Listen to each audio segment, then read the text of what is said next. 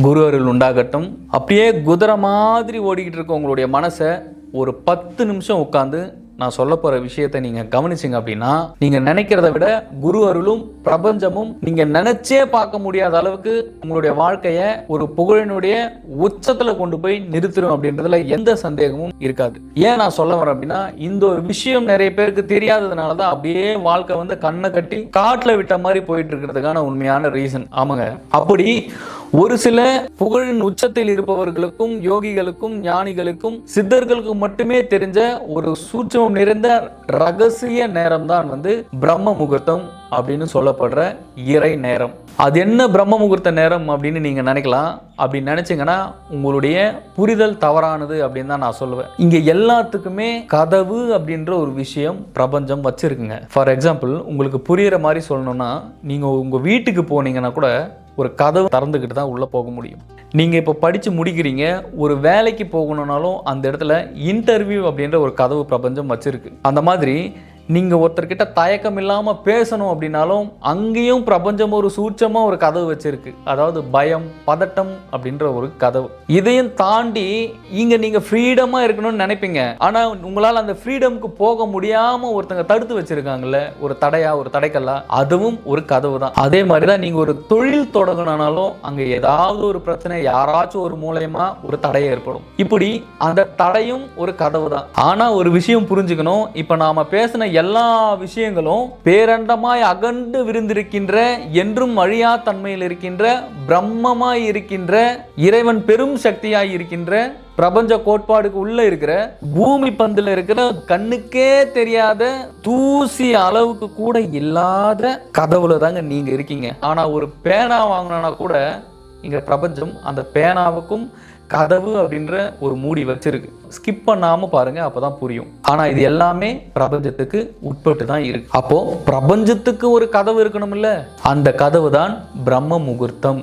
இப்போ உங்களுக்கு புரியும்னு நினைக்கிறேன். நீங்க ஃபார் எக்ஸாம்பிள் பாத்தீங்கன்னா, நீங்க எந்த நல்ல காரியங்கள் செஞ்சாலும் பிரம்ம முகூர்த்தத்தில் தான் பண்ணுவாங்க. உங்களுடைய திருமணமாக இருக்கட்டும், இல்லை நீங்கள் ஒரு கிரகப்பிரவேசம் போகிற மாதிரி இருந்தாலும், இப்படி எல்லா சுப காரியங்களும் பிரம்ம முகூர்த்தத்தில் தான் பண்ணுவாங்க. அட என்ன குருஜி, பிரம்ம முகூர்த்தத்தை பற்றி இவ்வளோ டீப்பாக சொல்லிக்கிட்டு இருக்கீங்க, ஆனால் நான்லாம் என்னுடைய கல்யாணத்துக்கு எழுந்தது குருஜி கடைசியாக பிரம்ம முகூர்த்த நேரத்தில் அப்படின்னு நீங்கள் நினைக்கலாம். உங்கள் மைண்ட் வாய்ஸ் என்னால் கேட்ச் பண்ண முடியுது. இந்த நேரத்தில் தான் இந்த எல்லா சுப காரியங்களும் பண்ணுவாங்க. அந்த நேரத்தில் தான் பிரபஞ்சத்தோட மொத்த கதவுகளும் திறந்திருக்கும். அப்படி பிரபஞ்சத்தோட மொத்த கதவு திறந்திருக்கும் போது அந்த நேரத்துல தான் பிரம்மாண்டமான பெரும் சக்தி, இறை துகள்கள், இறை சக்தி, இப்படி இதுக்கு பல பேர்கள் இருக்கு. ஆங்கிலத்தில் சொல்லணும்னா காஸ்மிக் எனர்ஜி என்று சொல்லப்படுகின்ற அதீத பெரும் சக்தி பூமியை நோக்கி வந்து கொண்டிருக்கின்ற நேரம் தான் காலை 3:30 மணி.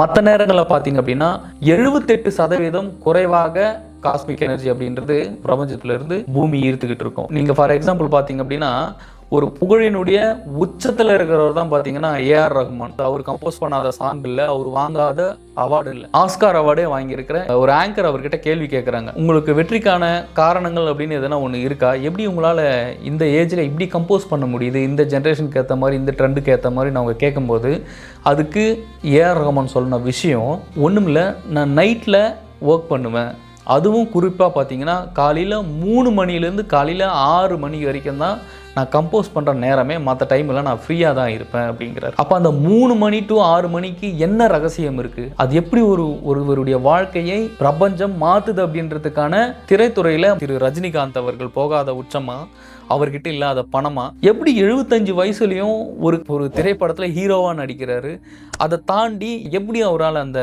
ஒரு பேராற்றலாக ஆக முடிஞ்சது அப்படின்றத ஒரு நாளாச்சும் நீங்கள் திங்க் பண்ணியிருக்கீங்களா? எஸ்.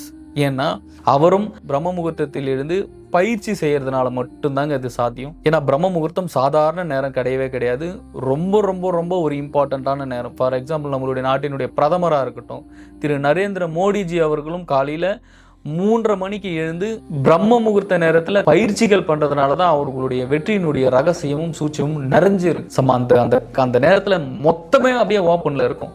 உங்களுடைய கர்மாவாக இருக்கட்டும், உங்களை சுற்றி இருக்கிற நெகட்டிவ் எனர்ஜியாக இருக்கட்டும், இது எல்லாமே உடைச்சி தவிடுபொடி ஆகிற நேரம் தான் வந்து பிரம்ம முகூர்த்தம். அதனால தான் சித்தர்கள் மரணமில்லா பெருவாழ்வுக்கு சென்று இறைத்தன்மையை அடைந்தவர்களும் அந்த நேரத்தில் உட்கார்ந்து பயிற்சிகள் பண்றது வந்து அவ்வளவு சாதாரண விஷயம் கிடையாது. அந்த நேரத்தில் பார்த்தீங்கன்னா நீங்க தூங்கி எழுந்துக்கிற நேரத்தில் எல்லா மனிதர்களும் கண் விழிச்சிருப்பாங்க. கிட்டத்தட்ட 84,000 கோடி ஜீவராசிகள் இருக்கு.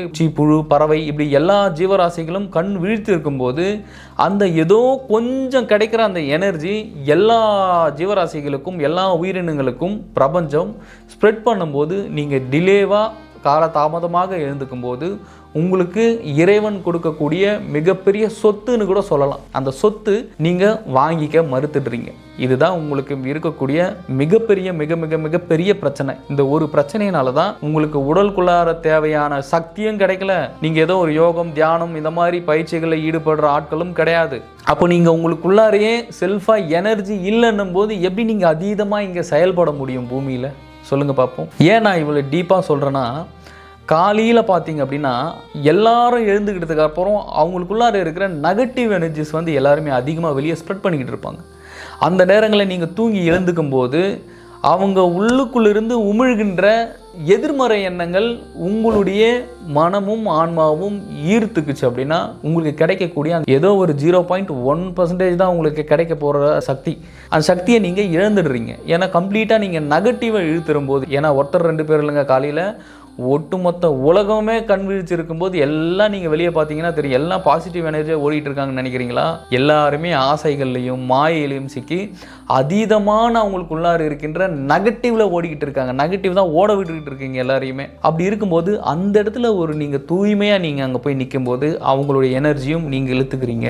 அப்படி அந்த எனர்ஜி உங்களுக்குள்ளார ஈர்த்து நீங்கள் செயல்படும் போது நீங்கள் நல்லா கவனிங்க, கரெக்டாக சாயந்தரம் ஒரு 3-4 மணிக்கெல்லாம் உங்களுடைய எனர்ஜி வந்து லோ ஆயிரும். அப்படியே ஒரு டயர்ட் ஆயிருவீங்க. ஃபார் எக்ஸாம்பிள், நீங்கள் ஐடியில் ஒர்க் பண்ணுறவங்களா இருக்கலாம், இல்லை ஒரு தொழில் பண்ணுறவங்களா இருக்கலாம். நீங்கள் பாருங்க, உட்காந்துட்டே ஒரு வேலை பார்த்துக்கிட்டு இருக்கிறவங்களா இருந்தாலும் சரி, அந்த எனர்ஜி 5 ஆச்சுன்னா போதும் உங்களுக்கு அப்படியே லோ ஆயிரும். ஆனால் நீங்கள் அங்கே பெரிய வேலை ஒன்றும் செஞ்சுருக்க மாட்டீங்க, ஆனால் உங்கள் எனர்ஜி வந்து லாஸ் ஆயிரும் கம்ப்ளீட்லி. இதுதான் மற்றவர்களுடைய எதிர்மறை எண்ணங்களை நாம் உள்வாங்குவது அப்படின்னு சொல்லப்படுற விஷயம். ஏன் நான் சொல்ல வரேன் அப்படின்னா, இந்த ஒரு விஷயம் நிறைய பேருக்கு தெரியாததுனால தான் அப்படியே வாழ்க்கை வந்து கண்ணை கட்டி காட்டில் விட்ட மாதிரி போயிட்டு இருக்கிறதுக்கான உண்மையான ரீசன்.